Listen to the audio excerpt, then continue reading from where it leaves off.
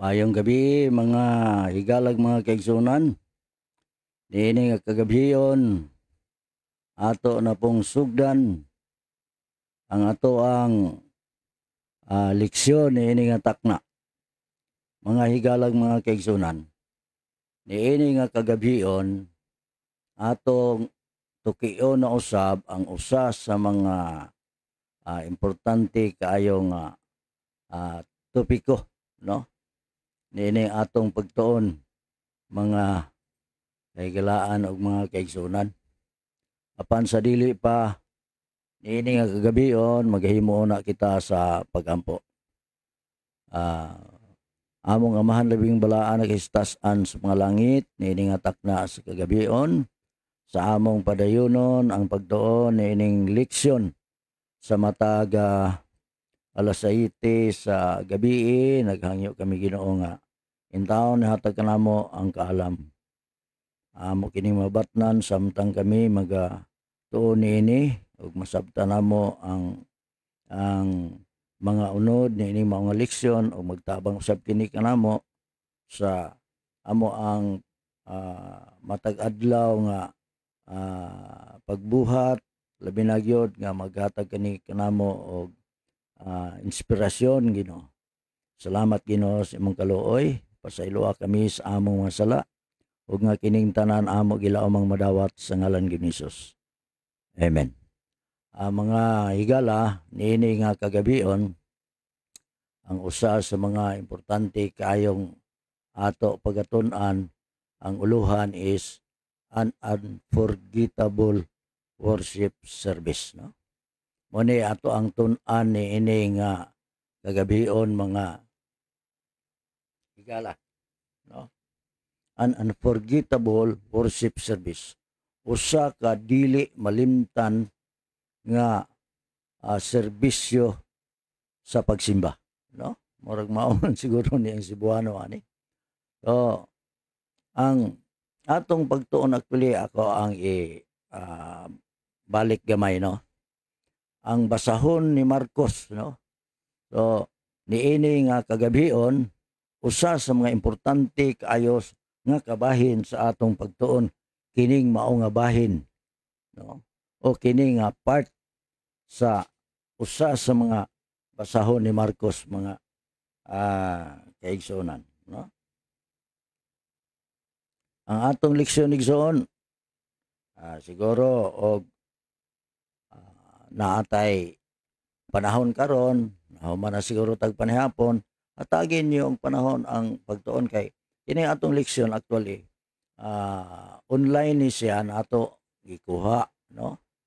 Sa mismo sa General Conference nga Sabbath School Department and Personal Ministries, no? Nga department nato ni gikuha nga atong leksyon. Ngani katong dunay mga hard copy mao gini inyo makita dinha paniadtong nagsunod nato pinaagi sa ilaang mga cellphone o sa ilang mga smartphones mao gini atong mabasa sa atong leksyon. Niini nga kagabion atong padayonon. Ang atong leksyon inspire ka nato sa pagtuon niining o sa pagbasa niining basahon ni Mark diha sa iyang kapitulo 1 bersikulo 21 ngadto sa 28. Naay actually pangutana dinha mga kaigsunan, no? Unsa ang dili malimtan nato nga mga kasinatian, no?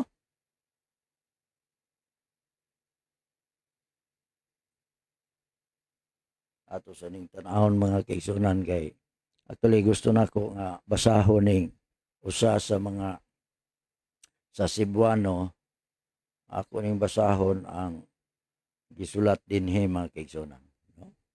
Ingon dinhi read Mark 1:21 to 28, no? Unsa ang dili malimtan nga kasinatian nga nahitabo didto sa sinagoga sa Capernaum ug ang mga espirituhanong kamatuoran nga ato makuha niining maong panghitabo mga kaigsunan. So akong basahon dinhi ang Marcos 1:21 ngadto sa 28. Di na lang ninyo diha kung lay mo basa ani diri. Ingon dinhi, og misulod sila sa Capernaum, no? O gilayon sa adlaw nga igpapahulay, misulod sila sa sinagoga og nagtudlo. Versikulo 22, og nanghibulong sila sa iyang pagtulunan, kay siya nagatudlo kanila ingon nga adunay pagbulutan og dili ingon sa mga eskriba. O gilayon sa ila ang sinagoga may usa ka tawo nga nagabaton og espiritu nga mahugaw og kini misinggit. So dinhi mga kaigsunan. Versikulo 24 nga nagaingon, unsay labot namo sa Dios, no? Unya versikulo 25, o gibadlong siya ni Hesus nga nagaingon, aw sa makusog nga tingog may pahawa kaniya. So diri lang siguro kutob sa atong padayonon. Og ang tanan ng hibulong sa pagkaagi nga nagpinangutan ay sila sa pag-ingon, unsa ba kini? Unsa ba ang bag-ong pagtulunan kini? Kaysa may pagbulutan nagasugo siya bisan sa mga espiritu nga mahugaw. Og sila nagasugot kaniya. Versikulo 20, og gilayon nasangyaw ang iyang kabantog sa tibok nga kayutan libot sa Galilea. Mga higala, mga kaigsunan. Kini actually ang usa sa ato bitong una na sa atong leksyon bitaw, kung nakahinumdum mo sa atong leksyon, atong nilabay nga Domingo, katong usa sa mga bahin dito katong pagkahimong disipulo o ang ikaduha kining pagpapahawa sa usa ka demonyo, no? Karon mauni ang sugilanon actually katong akong gibasa. Di na nako to siya sublion pero nasabtan nato. Ingon din mga kaigsunan, daghan nga mga Kristohanon nga duna sila mga dili malimtan nga yugto o mga higayon diha sa ilang paglakaw ingon nga mga Kristohanon. Una, ang desisyon sa pagsunod ni Ginoong Hesus, ang adlaw sa ilang bautismo, ang usa ka gamhanan kaayong wali may tungod sa ilang gibati sa presensya sa Dios, mga kaigsunan. Kining pag mo decide bitaw pagsunod sa Ginoo, dili gyud sayon, no? Ang pagdesisyon dili gyud sayon. Murag life and death na siya nga kuan, kanang gitawag og desisyon. Ano man, pag mohatag na gani ka sa imong desisyon, ug final na nga desisyon, kay duhara magyud nining kalibutan na actually. If you do not follow Jesus, kung dili nimo gisunod si Hesus, meaning tuwa ka dito sa pikas, sa opposite ka, no? Tuwa ka sa kaaway. Pero karong mga panahon na actually, doon na pa'y tutulo ka klase sa mga tao. Ang uban, naka-decide na ang ilang sundon si Ginoong Hesus. Ang uban, naka-decide na po sila finally nga dili gid sila mosunod ni Ginoong Hesus, tuwa sila sa pikas. Ang ikatulo, kadtong mga tao nga hantod karon wa pa kahatag sa ilang desisyon. Amo na nga niining kagabion awhagon ta mo among mga namati niining ato ang programa sa Sabbath School Lesson Daily nga sundan ninyo kining ato ang pagtuon, sundan ninyo kining atong programa may tungod sa atong leksyon kay magtabang magini nato spirituhanon. Yon din ang adlaw sa atong bautismo. At tinuod lang katong adlaw sa akong bautismo, ang akong kalipay dili gyud ako mapugngan nga ngani sa akong kalipay nihilak gyud ko sa kalipay. Diha pa ko nakabati sukad-sukad nga dunay day kalipay nga maghilak ta. Pero dili subo akong dughan. Perti yung lipaya kayo. Unya sa diha makadungog ta og mga mensahe, no, mga wali, no, nga ato yung gibati pag-ayaw ang presensya sa Ginoo mga kaigsunan o mga kahigalaan, no? So akong i-highlight kini nga bahin mga kaigsunan. Ano man kay ang adlaw sa atong bautismo importante kay na, no? Mabay na nga ako mas malipay pa ko mo celebrate ko sa ako ang date of baptism kaysa ana bitang mag-birthday. Mas malipay pa ko ngano man kay mao man ang panahon na nga nautro ang kinabuhi nako mga higalang mga kaigsunan. So sa atong padayunon mga kaigsunan, nag-ingon din some of these moments uban ni ini nga mga ako lang i-highlight, no? Uban ni ini nga mga gutlo o mga yugto dili lang kay mahimo nga dili malimtan apan usa ka butang nga nakapautro kanato, no? So dunay dili malimtan pero kanang nakapautro sa atong kinabuhi. So mga igsoon, mabay na nga kung imong tan-awon dinhi sa ato ang pagtuon kadtong atong gibasa kaganiha, kadtong taong dunay espiritu nga mahugaw sa dihang nakuha o nawala kaniya kadtong espiritu nga dautan naotro ang iyang kinabuhi. So it might have been for some people in Capernaum. Oh? So mao pud ni ang nahitabo niadtong pipila ka mga tao dito sa Capernaum diha sa panahon sa adlang ipapahulay nga higulagway sa Marcos 1. Ngayon din og nga sila natingala sa iyang mga pagpanudlo kay siya nagatudlo maingon nga adunay otoridad dili susama sa mga iskriba. Nabag-uhan sila actually sa gipang tudlo ni Gunisos kay lahi man sa ilang nadunggan, sa ilang naandan nga nadunggan. Ilang gitan ugbot ni mo hunaon walay record sa Bible nga si Gunisos nakahuman og eskwela. Pero katingalahan og dako kay ang iyang gipang tudlo sama da og hilabihan kataas nga otoridad at the same time nga wala nila makita didto sa mga eskriba nga maunta ang maayo gid unta manudlo, no? So sa dihang nagtudlo si Gunisos mga kaigsunan, dunay usa ka demon possessed nga tao, usa ka tao nga dunay daotang espiritu. Unya ingon pa niya nga unsay imong himuon kanamo? Hesus nga Nazaretnon, niyanhi ka ba aron sa paglaglag kanamo? Ako nahibalo nga ikaw mao ang balaan sa Dios, no? Balaan sa Ginoo.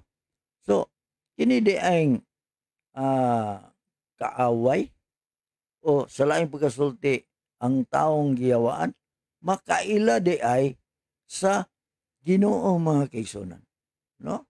Makaila.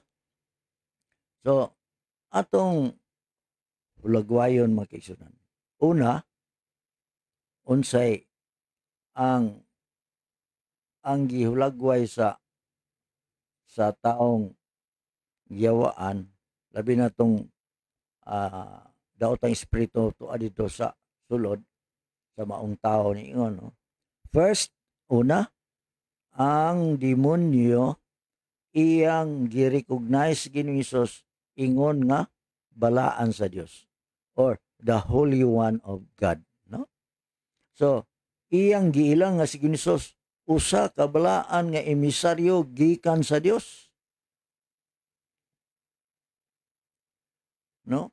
In contrast ni adtong unholy nga nagalibot nga mga panon sa kaaway nga mao si Satanas mga kaigsunan. Mao nang sa sitting bitaw sa pagsimba, dili man lang yod kay ang present ana ang mga naay dinhi ingon dinhi sa ato ang leksyon. Orag importante ni nga bahin. Ingon din, In a worship sitting, diha sa pagsimba, one expects holy things and individuals, not unholy and unclean things, di ba? Di ka mag-expect basta magsimba ka, naguna-una ka, nga ang mga balaang butang, maoy imong ikatagbo, dili ka tong mga unholy o mga mahugaw. Apan ini mga sugilanon mga kaigsunan, dunay dako kayong kalainan kay diha gyud nahitabo sulod sa sinagoga nga nag-away ang pirsa sa maayo o sa daotan. So, atong makita ang realidad o kamatuoran nga duna gyud dako kayong panagbangi o dakong panag-away taliwala sa maayo o sa daotan mga kaigsunan. Ingon pa sa atong leksyon, ang mga tao posible, ingon din people might not yet know who Jesus is, but the demon certainly does and publicly acknowledges it as well. No? Ang mga tao dito sa sinaguga, wala pa makaila kung kinsa si Ginisos. Apan ang demonyo nakaila kaniya mga kaigsunan. Ang sunod mga kaigsunan, ingon pa sa atong leksyon ni igsoon. Ang sunod, ang kuman o ang kuman nga ngadto sa demonyo nga mugawas siya gikan sa gikan ni adtong tao mga kaigsunan sa NKGB, no? Dinhi imong masabtan mga kaigsunan nga si Ginisos mga kaigsunan iyang giingnan ang demonyo, be quiet, paghilom na limang kana, paghilom, no? Usa ka remarkable kaayo nga tubag Jesus call, yun din yung mga igsoon. Jesus call for silence mga kaigsunan regarding who he is mga kaigsunan. Kay ang demonyo niingon siya mo ang the Holy One of God. Pero gibadlong siya ni Ginisos, di ba? Ingon niya, be quiet, paghilom. Ano man, Jesus, mga kaigsunan, nagtawag alang sa paghilom kung si kinsa siya. Ang mga scholars, nagtawag ni ini mga kaigsunan og messianic secret, no? So, ang pagtawag ni Ginisos sa kahilom mga kaigsunan, usa na siya ka paagi mga kaigsunan nga ang mga butang nga mga tinago mga igsoon dili gyud mga kaigsunan dili gyud ordinaryo mga kaigsunan. Jesus' call for silence makes good sense because of the political overtones in the messianic expectation. Ingon pa sa atong leksyon mga kaigsunan. What will become clear over time is that Jesus' identity cannot be hidden. Dili man gyud ikatago ang identity ni Ginoong Hesus mga kaigsunan. Ingon pa din sa atong leksyon, what will become clear over time is that Jesus' identity cannot be hidden, and the truth of who he is becomes the center of the gospel. Dili man gyud malimod mga igsoon ang iyang identity mga igsunan, ang kamatuoran kung si kinsa siya nahimong sentro sa ebanghelyo, mensahe sa ebanghelyo. Ang mga tao mga igsoon dili lang kay kinahanglan mahibalo sila mga kaigsunan kung si kinsa si Ginoong Hesus mga kaigsunan. People need not only to know who Jesus is, but also to make a decision about how they will respond to His coming and what it means for them. Ang mga tao, igsoon, lang kay igo ra nga mahibalo sila si kinsa si Ginisos mga kaigsunan. Apan kinahanglan mohimo usab sila desisyon kung unsaon nila pagtubag kini diha sa panahon sa iyang pagbalik ug unsay buot ipasabot alang niini. Niini nga kagabion ako nagmalaumon mga kaigsunan nga sa atong pagtuon mga igsoon atong hikaplagan mga kaigsunan, no? Ang usa ka sana pagbati nga ato gayong tamdan ang gisulti ni Ginoong Hesus mga kaigsunan. Naay usa ka pangutana dinhi mga igsoon. In seeking to witness to others, when might it be prudent not to present all that we believe regarding present truth? No? Dili ba di ay kaha nga ato na lang yung ipresenta ang tanan mga kaigsunan sa atong pagsaksi ngadto sa uban? No? Naaday panahon siguro nga dunay mga butang bakaha nga dili iangay natong isulti. Igsoon og unsay atong nahibaloan alang sa Ginoo nga sigo nga sa nasulat sa Biblia ato gayong isulti ngadto sa mga tawo mga kaigsunan. Niini nga kagabion igsoon. Dunay mga butang nga dili siguro nato masaysay tanan. Labi na gyud sa atong kinabuhi sa atong pagsunod kang Ginoong Hesus. Apan duna po'y mga dili gyud nato hikalimtan mga igsoon nga mga panghitabo. Labi na gyud sa ato ang pagsimba kaniya mga igsoon. Diha sa mga pagdaig nganha sa iya ang mga igsoonan.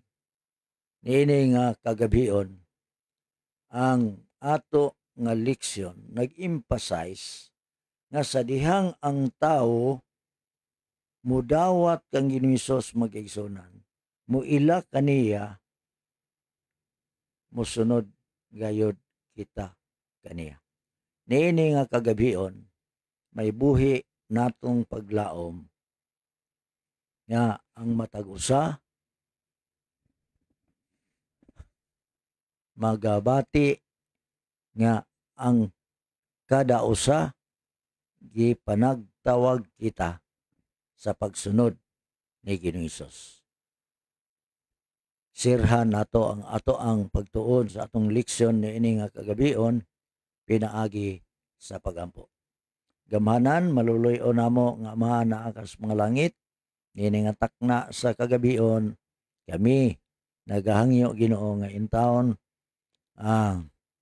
himoa kini among kinabuhi nga masinulundon kanunay kanimo. Ikaw sayod Ginoo nga daghan kamig mga kapakyasan nga nahimo. Daghan kamig mga kasalanan ug intawon maluoy ka pasayloa kami sa among mga sala.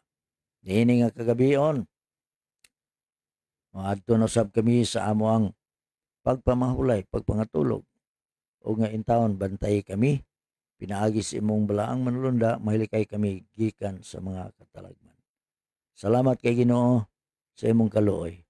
Ayuha usab kami sa among mga ginagmay nga mga balatian, physical man ug espirituhanon. Salamat Ginoo sa pagtubag mo sa amo pagampo ug nga kining tanan amo gilamang madawat sa ngalan Ginoong Hesus. Amen. Mga higalag mga kaigsuonan, niini nga kagabion mo'y atong buhing paglaom ug handom nga sa matag gabi atong sundan sa pagtuon kining atong leksyon mga kaigsuonan, a day in the ministry of Jesus. Panalanginan kita sa Dios niining gabi.